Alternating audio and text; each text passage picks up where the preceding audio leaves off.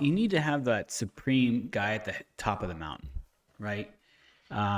If you don't, then you have all these Al-Qaedas, Hamases, and all these other little groups. And let's just call it for what it is. It's like a bunch of cartels fighting each other for supremacy. Oh, didn't we see like a PBD podcast about them talking about like the head of the mafia? I'll let you talk about that, but yes, we did.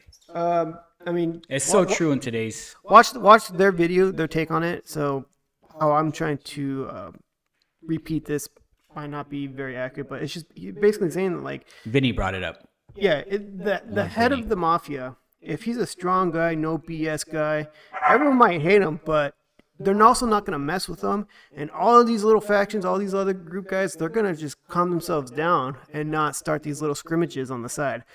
But if you have a weak mob boss, all these other little guys trying to prove themselves, they're going to take their chances and cause chaos and try to move up in the ranks.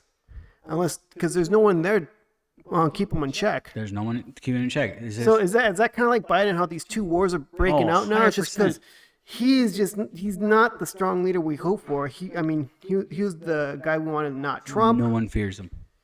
But at the same time, the world doesn't fear Biden. No one fears Biden. Is what I'm trying to say. When you had Trump and people were calling him a bully and this and that, maybe he was, but guess what? That's what you want. You honestly, that's what you want at the head of the table, because no one was scared. No one messed with Trump. There was no wars with Trump. Ukraine wanted to go funding and the whole thing with Russia. He's like, no, you guys aren't gonna fight. We're not gonna get involved. And we're not sending money. No one, like all these people, anyone but Trump. But in reality, you take a step back and you look. Well, shoot, no one messed with Trump. Everyone feared Trump.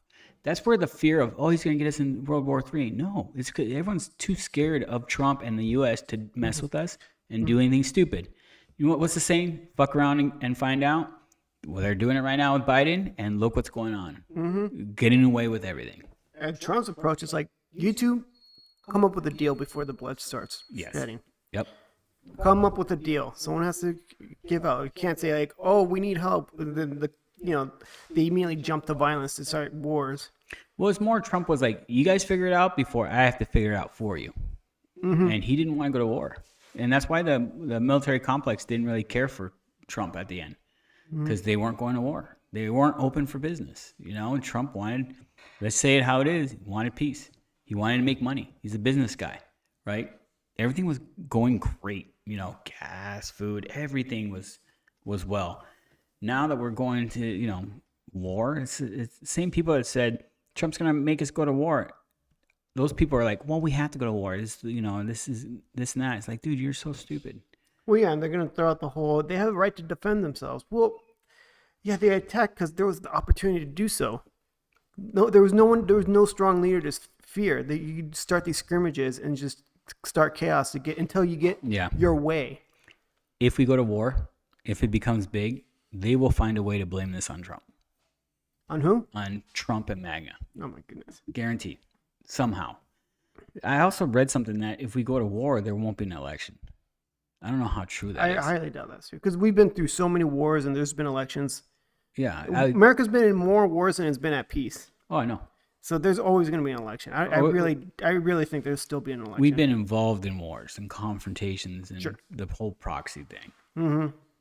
Yeah, even World War II, there was still an election process. So even with the conflicts with Korea and Vietnam and Iraq and Africa, there's always still an election process. So I still think we'll have an election process. Yeah.